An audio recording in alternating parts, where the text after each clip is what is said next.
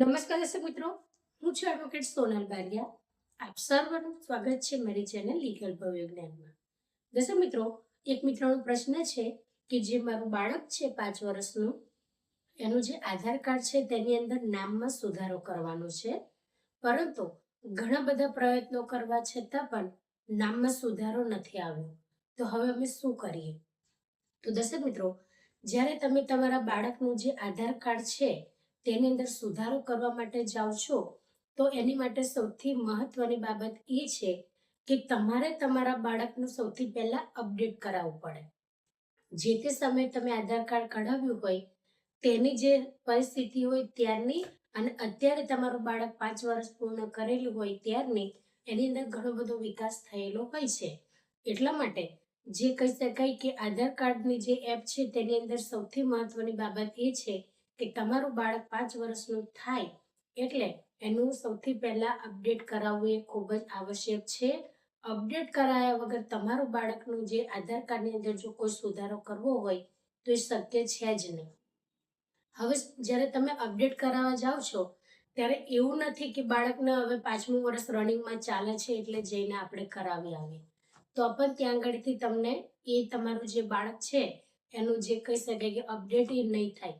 5 વર્ષનો મતલબ રનિંગમાં 5 વર્ષ નહીં, 5 વર્ષ પૂર્ણ થઈ જાય પછી જ તમારા બાળકનું જે તે આધાર કાર્ડ છે અપડેટ થાય છે. એક કેસમાં તો દર્શક મિત્રો 1 દિવસ પણ બાકી હતો ને તો પણ એ બાળકનું જે કહી શકાય કે 5 વર્ષ પૂર્ણ નહોતા થયા, 5 વર્ષ પૂર્ણ થવામાં 1 દિવસ બાકી હતો, તેમ છતાં પણ એનું અપડેટ નહીં થયું. એટલે સંપૂર્ણ 5 વર્ષ પૂર્ણ થઈ જાય ત્યાર પછી જ તમારા બાળકનું તમે અપડેટ કરાવો. અપડેટ ફરજિયાત છે. અપડેટ નહીં કરાવો ત્યાર સુધી એની અંદર કોઈ પણ પ્રકારનો તમારે સુધારો કરવો હશે તો એ શક્ય જ નથી. એટલે એક વખત 5 વર્ષ પૂર્ણ થાય ત્યાર પછી અપડેટ કરાવો. અપડેટ કરાયા પછી એની અંદર તમારું જે બાળકનું આધાર કાર્ડ છે અપડેટ થઈ જાય ત્યાર પછી જે તે સુધારો છે એ સુધારો કરાવો.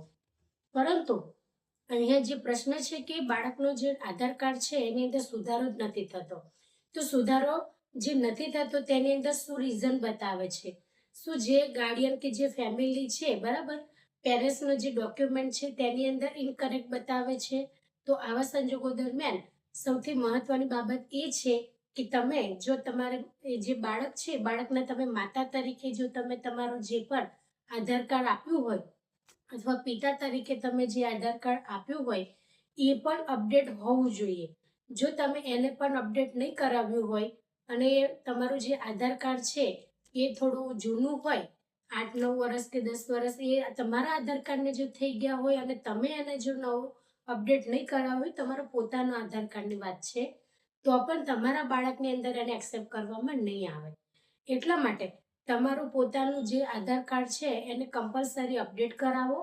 ત્યાર પછી તમે જો સુધારો કરાવો તો કદાચ શક્ય છે કે તમારા બાળકની અંદર જે પણ આધાર કાર્ડની અંદર નામમાં કે કંઈ પણ તમારા ભૂલ હોય તો એ તમારો જે સુધારો છે એ થઈ જશે. બીજી બાબત એ છે કે ઘણા કેસની અંદર એવું બને છે કે પિતા દ્વારા એમના પોતાના પણ જે આધાર કાર્ડ છે તેની અંદર સુધારો કરવામાં આવવાનો હતો, તો એમને જે સુધારો છે એ સુધારો કર્યો, પિતાએ પોતાના આધાર કાર્ડની અંદર માત્ર નામની અંદર સુધારો કર્યો, બાકીની જે માહિતી છે ના એમને ફોટો ચેન્જ કર્યો કે ના એમને એડ્રેસ ચેન્જ કર્યું, જેથી કરીને જ્યારે એમના બાળકનું જે તે એમને કહી શકાય કે જે સુધારો કરવા ગયા ત્યારે એ 3-4 વખત એમને પ્રયાસ કરે, 3-4 વખત એમને જે કહી શકાય કે સુધારો કરાવવા ગયા પરંતુ એ એક્સેપ્ટ જ ના કર્યું. એનું મુખ્ય કારણ એ હતું કે જે પિતા દ્વારા જે આધાર કાર્ડ હતું એમાં એમને માત્ર ને માત્ર નામનો સુધારો કર્યો, પરંતુ જે એમનું કહી શકાય કે ફોટાનું જે એમને સુધારો ના કર્યો.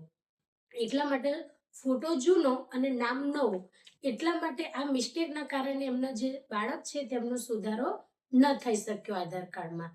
એટલે દર્શક મિત્રો, જો વારંવાર આવી સમસ્યા આવતી હોય તો તમારું જે આધાર કાર્ડ છે તેની અંદર તમારે ફોટાનું અપડેટ કરાવી લેવું જોઈએ.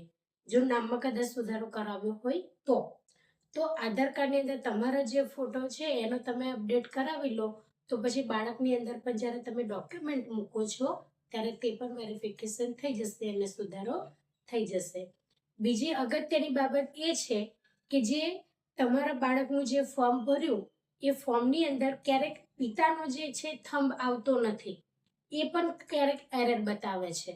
તો આવા સંજોગો દરમિયાન જે બાળક તમારું 5 વર્ષનું થઈ ગયેલું છે એ બાળકનો પણ તમે થંબ મૂકો.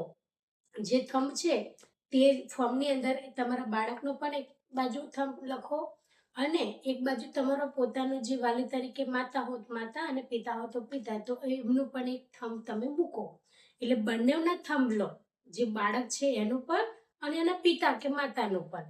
તો એ એક્સેપ્ટ થઈ જશે અને આધાર કાર્ડની અંદર તમારો જે સુધારો છે એ જો તમે એકથી વધુ વખત પ્રયાસો કર્યા હોય અને જો સુધારો ન થતો હોય તો લાસ્ટ ટાઈમ તમે આ રીતના આધાર કાર્ડ સેન્ટર જઈને અને જે બાળક છે તેનો પણ અંગૂઠાની અંદર ફોર્મની અંદર તમે અંગૂઠો મરાવો અને તમારો જે પોતે વાલી તરીકે છે તમારો પણ અંગૂઠો અંદર જે ફોર્મ છે તેની અંદર મૂકો અને એને સ્કેનર થશે એટલે એ તમારું જે સ્કેનિંગ છે એ ત્યાં આગળ સક્સેસ જશે અને તમારું જે બાળક છે એનો આધાર કાર્ડની અંદર જે પણ નામની અંદર તમારે સુધારો કરવો છે એ શક્ય થશે અને એની અંદર સુધારો થઈ જશે. એટલે દર્શક મિત્રો, નાની નાની બાબતની અંદર આપણે એવું વિચારતા હોઈએ કે મારું આધાર કાર્ડ તો હમણાં જ અપડેટ થયું છે, પરંતુ જો અપડેટ થવા છતાંય તમે એની અંદર ફોટો જો ચેન્જ ના કર્યો હોય, એનો એ જ રાખ્યો હોય તો એનો કોઈ મતલબ નથી. ક્યારેક એનો જે જૂનો ફોટો હોય છે એના કારણે પણ જે આધાર કાર્ડની અંદર સુધારો છે એ અટકી શકે છે. તો દર્શક મિત્રો, આ જ રીતના ઇન્ફોર્મેટિવ વિડીયો મારા ચેનલના માધ્યમથી તમારી સમક્ષ રજૂ કરતી રહું છું. જો તમને વિડીયો સારો લાગ્યો હોય તો તેને લાઈક કરજો, શેર કરજો અને ચેનલને સબસ્ક્રાઇબ કરજો. જય હિન્દ, જય ભારત.